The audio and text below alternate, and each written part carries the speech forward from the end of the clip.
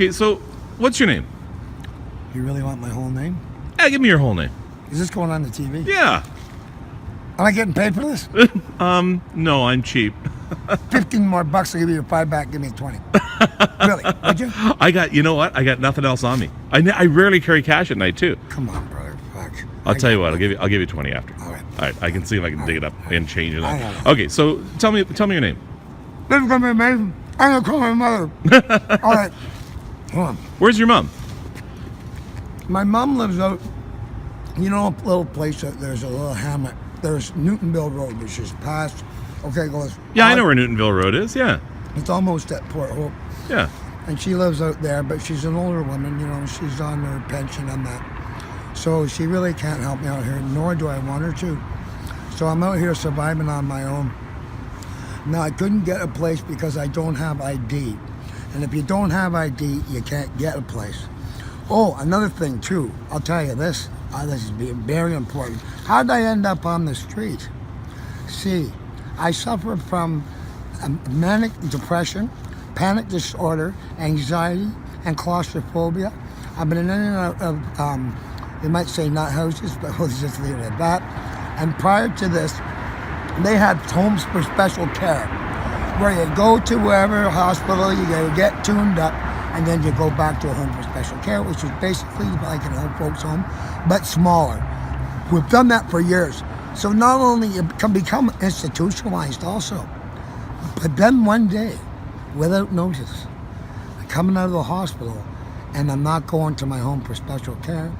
They send me this place called Seton House. You want to hear about that? They have this thing called harm reduction.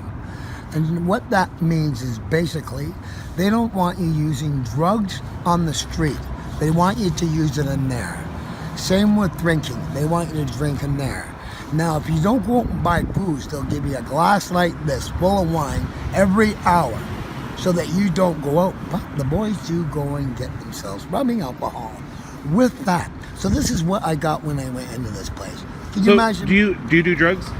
No. Do you drink? I drink the odd beer. I'm not an alky. I'm just not right in the head. So again, how? I have a living problem. Really. You have a living problem? No. What's that? I'm institutionalized. I've been taken care of for years. Now they throw me out here, and they send me to a place which is a horror show. They're fighting, they're drunk, they're doing needles, there's blood spray on the ceiling, there's bed bugs. So it is freezing out here. Like right now, I'm shivering. I'm frozen now. And you're out here all night? Okay, this is what I do. I used to sleep on the grates, but they've turned them off after Christmas because of the mess that caused. So now this is what I do until I get my place. I go and try and make a few bucks during the day, so I can go to McDonald's or I'll go to Burger King where you have to buy something every hour or so, otherwise they kick you out. And then during the day, I go to the library up around Bloor, or I get on the subway. Either way, I sleep in the library during the day, and then I'm up all night. I used to sleep on a grate, but they've shut them off. So I can't sleep on, there's only a few grates on now. So that they wanted to get the people off the grates because of the mess it was causing. So now, until I get my ID, I can't get into an apartment, but Street for Homes are trying to help me, they are. But I don't know where they're at with it yet. So the sooner they get it, the better. And the same thing when you go to those warming rooms, same deal there as a hostel. They steal your stuff, they're fighting, it's a horror show, the police are there. It's crazy in those places. How old are you, Gord? I'm 57. I have arthritis horribly. That's another thing. They put you on a mat on the floor and I can't get up. Now, because I go to the bathroom about every hour, I need somebody to help me and I can't get the proper help. This is horrible out here. I'm frozen, I got no money. How did you end up on the street? Did you have a job? No. I wasn't right in the head. So I was going to homes for special care, back to there, taken care of by OHIP. They gave me your money, they took care of everything. But then they took away home for special care. Now you have to get ODSP, the whole place, you got to get an apartment a little bit. It takes time. I was lucky so far this winter's been warm, but now it's cold. What? I didn't even have a coat. You know something? The doorman in a bar, I'm not going to say which one, bought me this coat because he felt bad for me. It was $140. Wow. I seen the price tag on it. I know he doesn't make that in the night. He probably makes $100. A really good guy. So what do you see people every day? You talk to people every day. Right. They kind of turn away. What do you want a person walking A lot down the of them street? don't even acknowledge me. Like, I thought at first these people were deaf. I was very ignorant to the situation. You thought people were deaf just because they weren't talking to you. Right, or they spoke another language. I'd say about half the people I talk to do not respond to me at all. Not one bit. So what do you want people to do when they see Gord or people like Gord on the street? I want them to care for their fellow human being. You know what I say? If I was a little puppy, they'd take care of me. But they won't help a human being. I seen a man there drunk, fall down, crack his head open, and the blood pouring out, totally unconscious, and the people just stepped over him.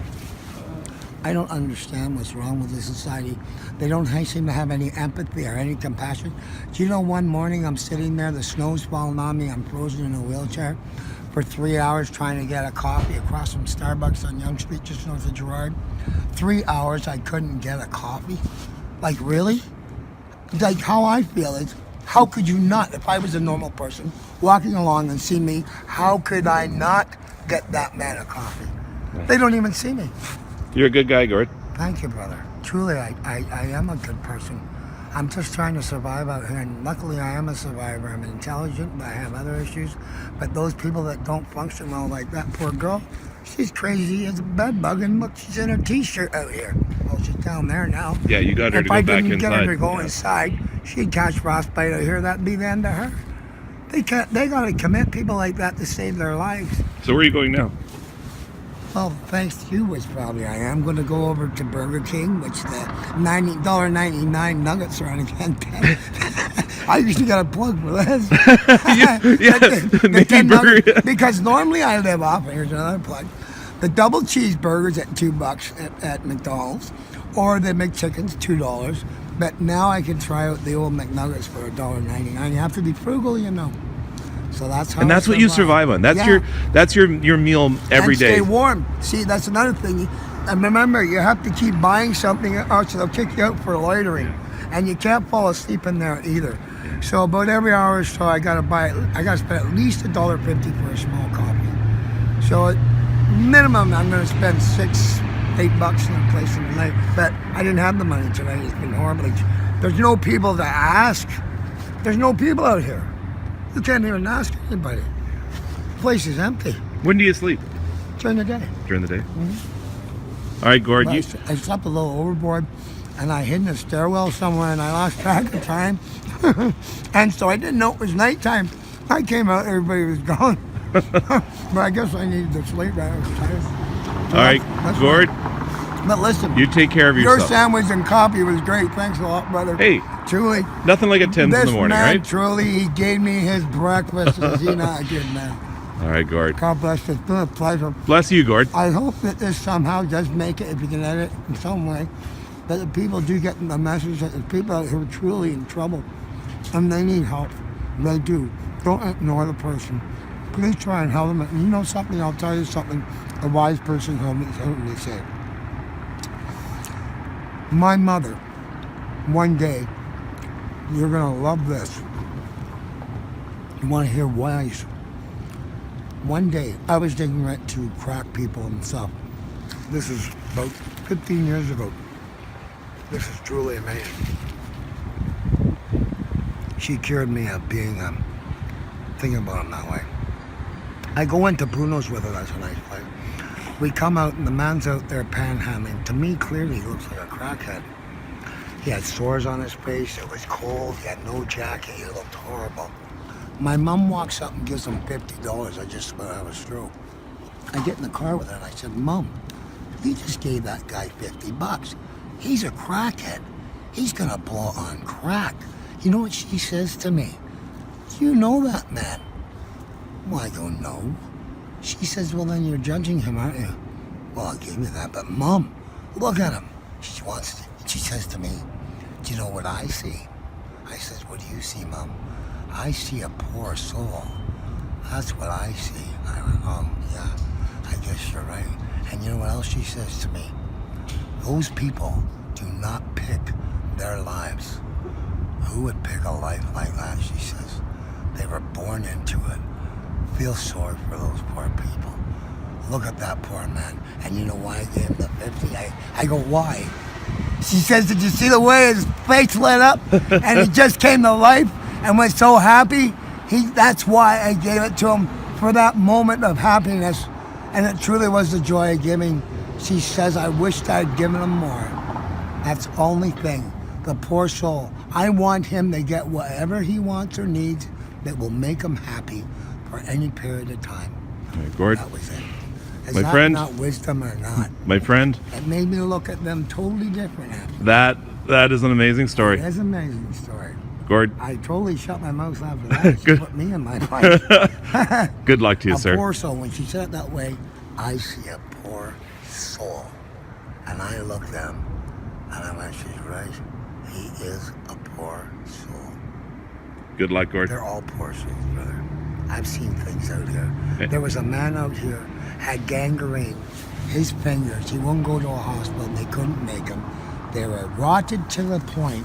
I'm not kidding you. You ever seen a cadaver? They go black. His fingers were black, black, black. It was like leather. It had shrunk onto the bone, and the bones were sticking out, and you could smell that gangrene. Wow. His hand was so. And you say that smells like almonds. Yeah, and that black line going. I knew it was a matter of time, and sure enough, a couple of days later, he's gone. It is really a sin. But you know what I think about it? I think he's in a better place. Really, he was living in hell. These people truly are. I seen a man out here in snow in his bare feet. That's a sin. Really it is. These are people. They are human beings.